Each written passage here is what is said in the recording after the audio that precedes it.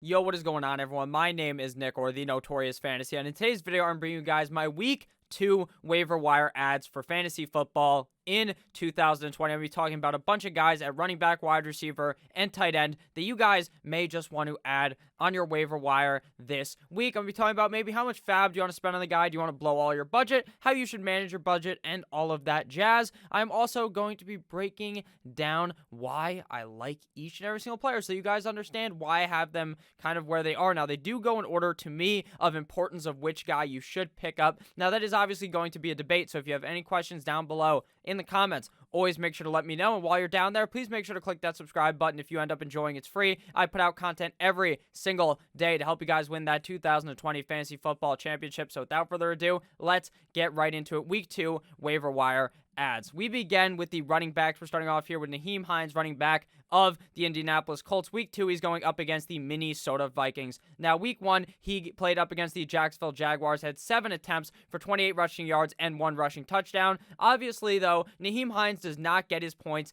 in the rushing game. It's all about the receiving game for Mr. Nyheim Hines. 8 receptions on 8 targets for 45 yards, 1 receiving touchdowns, 27.30 PPR points. He put up an incredible game up against the Jacksonville Jaguars. During this game, Marlon Mack ended up getting hurt with a torn Achilles and is now out for the season. So understanding this Indianapolis Colts backfield is going to be very simple. You're going to see Jonathan Taylor getting rushes as well as receiving opportunity. You're going to see Nyheim Hines getting rushes as well as receiving opportunity. I see him on a weekly basis. You will see Nyheim Hines catch more balls than Jonathan Taylor, and I would assume on a weekly basis you're going to be seeing Jonathan Taylor get more carries than Nyheim Hines. It's like the yin and yang of the offense. I like Nyheim Hines a lot. I think if he's still available on your waiver wire, in a lot of leagues he may have been drafted, but if he is still available, he would be my go-ahead guy to spend a decent amount of fab on. Considering Marlon Mack is out for the season, it's going to be the Nyheim Hines and Jonathan Taylor show, and if Jonathan Taylor was to get hurt, knock on wood, we don't want that to happen, Nyheim Hines could be even better for fantasy football. I don't expect him on a week-in, week-out basis to get 25-plus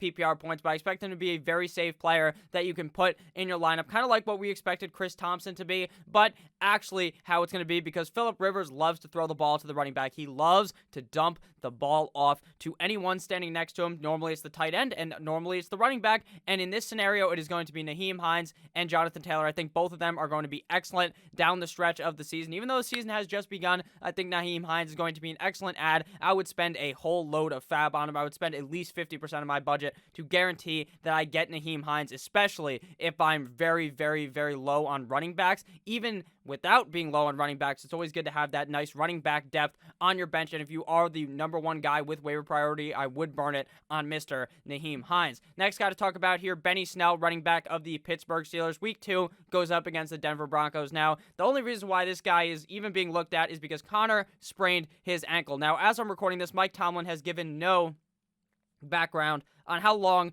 Connor is going to be out. Now, what he said was that he has no idea what's going to happen. So I assume Connor misses maybe 2 to 4 weeks is what the fantasy doctors ended up saying on YouTube. So if you take that, you keep that in mind, Benny Snell is going to be a fucking beast. He came in for James Conner in relief, 19 attempts, 113 yards, 1 target, 11.30 PPR points. Now I understand that the other running back in the backfield is going to be involved, Jalen Samuels, but I'm not all that worried. I think Benny Snell will be the guy in that offense, so obviously Samuel will end up stealing some receiving work, some targets, but at the end of the day, I think Snell is going to have an excellent next couple of games, so I would heavily invest in Benny Snell as well, especially if you are the James Conner owner. Even without being it, getting a running back for potentially 2 to 4 weeks that is going to be in your roster, that could potentially be a running back 1 behind this amazing Pittsburgh Steelers line, I see no reason why you wouldn't be targeting Benny Snell in fantasy football right now off the waiver wire. Next player to talk about here, James Robinson, running back of the Jacksonville Jaguars, week 2 at Tennessee. Now, last week I told you guys to snag him. I said maybe he'll be a bit risky because Chris Thompson's going to be involved, right? Chris Thompson's going to catch all the passes. That was some complete and utter bullshit. They didn't give the ball at all to Chris Thompson. It was all James Robinson. James Robinson had 16 rushes, and that was every single rush by a running back. The only other players that rushed were Laviska Shenault as well as Gardner Minshew. That's a wide receiver. Gardner Minshew's the fucking quarterback. So only James Robinson rushed the ball out of the running back 16 times. A free agent, undrafted free agent, rushed the ball 16 times, 100% of the market share of the team from running backs in rushes. I'm all bought in on James Robinson. 62 yards, 1 reception on 1 target for 28 yards. 10 PPR points. Now, I understand that James Robinson isn't going to be a guy you want to start on a weekly basis, especially next week up against the Tennessee Titans. But you could do much worse considering this guy is going to see a boatload of carries going on for the rest of the season, in my opinion. Next guy up here is Malcolm Brown, running back of the LA Rams. Week 2 going up against the Philadelphia Eagles. Now, last week he kind of came up out of nowhere on Sunday night up against the Dallas Cowboys with 18 carries for 79 rushing yards, 2 total touchdowns, or 2 rushing touchdowns, 3 receptions on 4 targets for 31 yards and 26 PPR points. Now, I think there is a reason why Malcolm Brown was so involved in this offense. For one, I think it was because Darrell Henderson was coming into the week banged up and wasn't entirely healthy, so Malcolm Brown did get a lot of touches from that. Also, Cam Akers is a rookie, doesn't really know the system as well, so he doesn't get as much work, but Cam Akers was getting work. Now, my worry here with Malcolm Brown is that you pick him up off the waiver wire, and the same shit happens that happens last year. If you remember last year, Todd Gurley got vultured once or twice by Malcolm Brown. Everyone hops on the waiver wire, types in Malcolm Brown's name, and they add him, and he doesn't do shit for the rest of the year. Now, while I think Malcolm Brown could be a fine start next week against the Philadelphia Eagles, I'm not sure he really has all that much long-term appeal. I feel like if Cam Akers is given the opportunity, he will soak up the opportunity from Malcolm Brown. I believe if Darrell Henderson is given the opportunity, he will also soak it up from Malcolm Brown, and we may end up with a 3-headed trifecta backfield that you don't want anything from. There's definitely a chance that Malcolm Brown's the leading rusher. There's definitely a chance Akers is the leading rusher. And there's definitely a chance Henderson's the leading rusher. I would bet more on Cam Akers being on the guy based upon the talent and what I've seen out of college. Malcolm Brown, clearly a good bulldozer running back who could be seeing a lot of the good goal line work, which is good for fantasy football because a touchdown is 6 points. But do you want to rely on that on a weekly basis?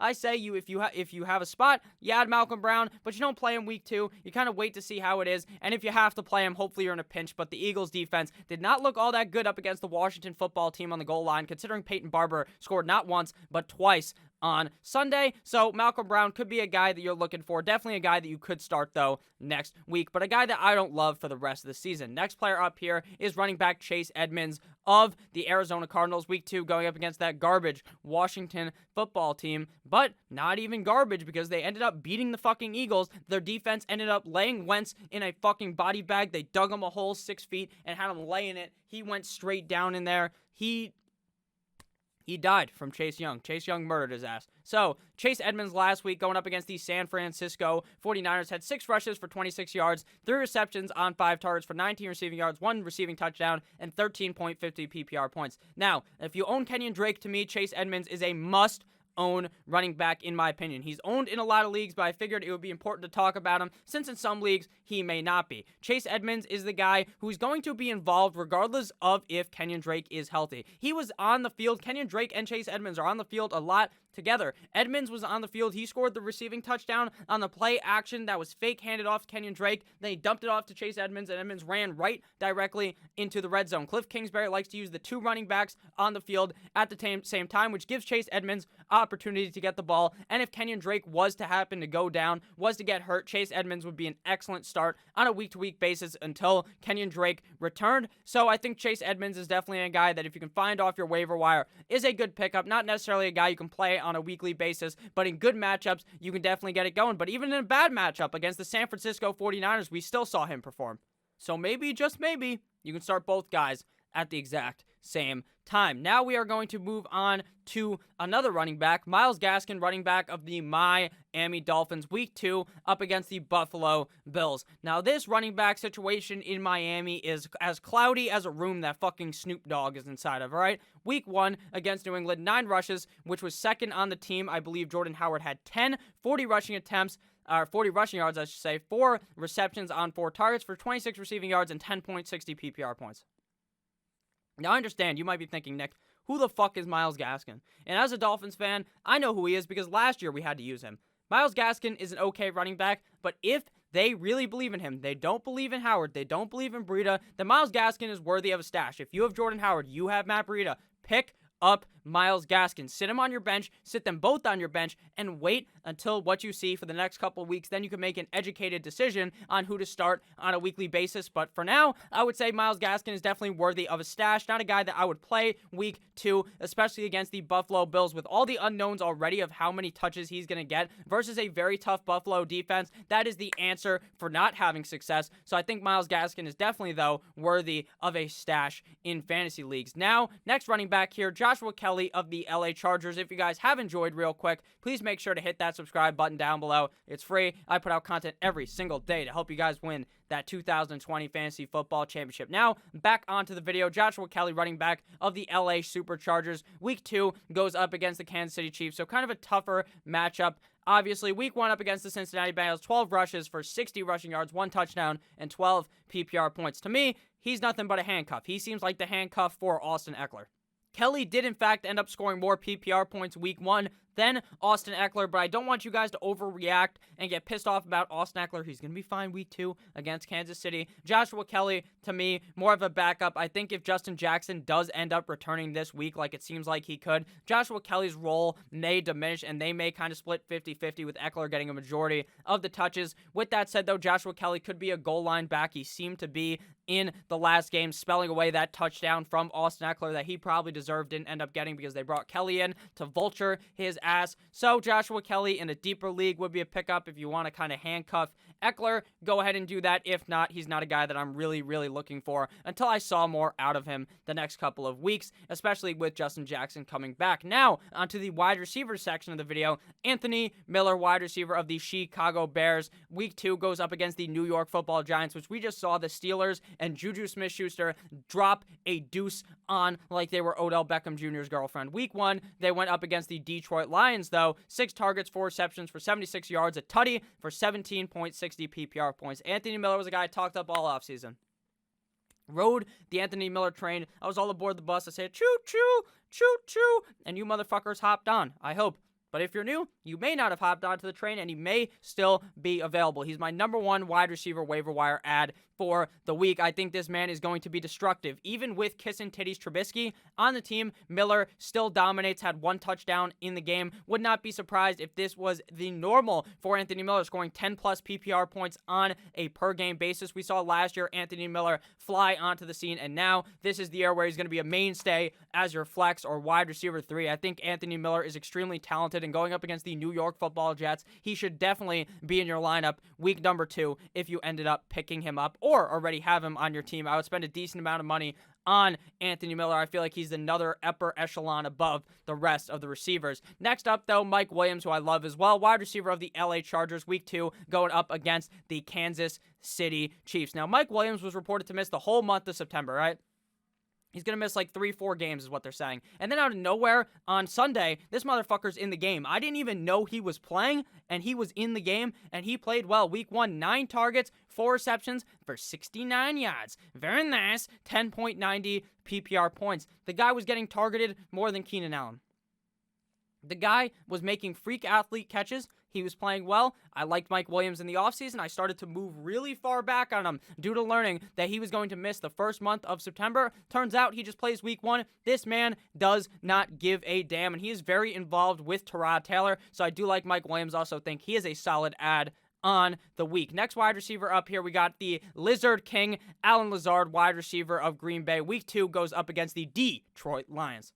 Allen Lazard is brought to you guys by my friends and my sponsor over at OverlayDFS.com. Make sure you guys check them out. Link down below in the description. They have this new game called the Match Up Shop. What it is, if you guys are gamblers, what it is pretty much like picking a game with the spread, but instead of with the spread, it's with fantasy points for a player. So, for example, week 1, they had Deshaun Watson plus 6.5 versus Patrick Mahomes minus 6.5. So, if you bet Watson, you get plus 6.5 fantasy points, and if you bet Pat Mahomes, you get negative 6.5 points, and that will will determine which player does better. So if Mahomes does better, minus 6.5 points, he would have won. If Watson does better, plus 6.5 points, he would have won. And you can bet as much money as you want on each and every single matchup. It is very fun, very easy. So you guys want to check that out, overlaydfs.com. I make a video every week about it so you can win some more money, because if you guys listened to me last week, you would have won the big buckaroos. Allen Lazard, wide receiver of the Green Bay Packers. Week 1 up against the Minnesota Vikings. 4 targets, 4 receptions, 4 for 4 like he was at Wendy's. 63 yards, 1 tutty, 18.20 PPR points. Now I know there's going to be the people saying, Nick, you know MVS was getting targets too, right? MVS played better. I don't give a fuck about MVS. That guy's a fraud. Allen Lazard is the real deal. We saw MVS be talked up all last offseason. Does nothing. Finito. Nothing last season. Y'all know who did something, though? Big man Allen Lazard. Big man Allen Lazard was doing good last year, and then Lazard does good week 1, and now people are speaking MVS's name. Do not speak MVS's name anywhere near me. Do not pick that motherfucker up. You will feel disgusted, pain, you will feel agony, you will feel everything to describe sadness, because you don't want anything to do with MVS, and you want everything to do with Mr. Allen Lazard, wide receiver of the Green Bay Packers, the true wide receiver 2 of the Green Bay Packers. Next wide receiver up here is Mr. Parris Campbell, Indianapolis Colts wide receiver. Week 2 goes up against the Minnesota Vikings, who formerly just got absolutely cream pied by Aaron Rodgers. Those corners are too young, not good. Defense not good. Phillip Rivers didn't look that good, but he could destroy that defense. And Parris Campbell went apeshit on the Jacksonville Jaguars. Week 1, 9 targets, 6 receptions, 71 yards, 14 PPR points. Seems as though he might be the wide receiver 1 in the team. Seems like Phillip Rivers might like him more than T.Y. Hilton, considering T.Y. Hilton drops everything thrown his way and can't make a good catch, and kind of lost them the game. So Parris Campbell would be my ad for the Indianapolis Colts. I think down the stretch, he may be the wide receiver 1 of the team. If not, he's the wide receiver 2, and that is still valuable in a Phil the Thrill Rivers offense. Next player up here. Now we are onto the tight end section of the video. So again, if you guys have enjoyed at all, you've had a great time, you're laughing, you're like, damn, Nick, that joke about you burying the guy was so fucking funny, right? Hit the subscribe button. If you enjoyed, you thought this info was useful, hit that subscribe button, and hit that subscribe button if you love me, because I love you. Thank you guys all for watching. Anyone who's new, anyone who's been watching for a while, genuinely, I appreciate it so much. I don't want to take a lot of time talking about it, but 7,000 subscribers is an unreal number, and I really do want to hit 10,000, even if it might be impossible. That's my goal for the end of the season. Dallas Goedert, tight end of the Philadelphia Eagles. Week 2 going up against the L.A. Rams. Week 1 up against the Washington football team. This guy demolished the football team. They still lost the game, but this guy left a mark. He tattooed the Washington football team's ass with his signature. All right, 9 targets, 8 receptions, 101 yards, 1 touchdown, 24.10 PPR points. Dallas Goedert eviscerated them. He fucking torched them like he was Lava Girl from Shark Boy and Lava Girl, all right? That's what he did. The fucking Philadelphia Eagles wide receiver core is just never healthy. Carson Wentz throws to the tight end. Ertz scores a touchdown. Goedert scores a touchdown. They're eating over there in Philadelphia. Pick up Goedert. He's going to be a good start probably every single week. I told you guys about him. I liked him in the offseason, and now he looks good in season. Another good call by myself. And final guy to talk about of the video, Jonnu Smith, tight end of the Tennessee Titans, week 2 versus the Jacksonville Jaguars. Now, early in the Denver game, I was taking a victory lap, talking shit about Jonnu Smith as a joke because some random-ass tight end scored a touchdown named Pruitt. I was like, Pruitt, that's a weird way to spell Jonnu Smith. Play the laugh track. Ha ha ha! Right? So fucking funny, right? That's what I was saying. Make it a joke. Then Jonnu plays well in the game. 7 targets, 4 receptions, 36 yards, 1 touchdown, 13.60 PPR points. I just want to make a note. How the fuck did Steven Gostkowski miss that many field goals and then clutch the game? That was really pissing me off as a guy that bet the Tennessee Titans. But with that said, we're not going to talk about that. We're talking about Jonnu Smith. Great game. Very heavily involved in this offense with Ryan Tannehill. Another player I want to talk about that I didn't even put on the screen is Corey Davis. Now, I hate Corey Davis. Corey Davis has fucked me so many times. I've never even drafted him because I knew he would fuck me, but he's mentally fucked me. Like, he's looked me through the screen on the draft board. I can see his ass on the screen, and I'm like, you know what, I'm going to draft Corey Davis, and then Corey Davis just fucks me straight through the screen, and I know, you know what, I'm not going to draft him because I know what he does. This may just be the year Corey Davis does it. It just might be. The guy was a first-round pick in the NFL a bunch of years ago.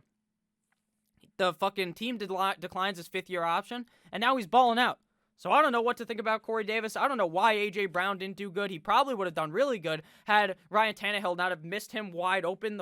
He's going like this and went right over his hands. But it's okay. Jonnu Smith going to be good for the next couple of weeks, especially up against the Jacksonville Jaguars. So thank you guys all for watching this video. If at any point you did end up enjoying, please make sure to hit that subscribe button down below. I love each and every single one of you motherfuckers, and I cannot wait to see you later with another banger of a video. So have a great rest of your guys' day. Check out overlaydfs.com, link down below in the description, and I'll see you guys later with another video. Hope you guys have a great rest of your guys' morning. Good boy!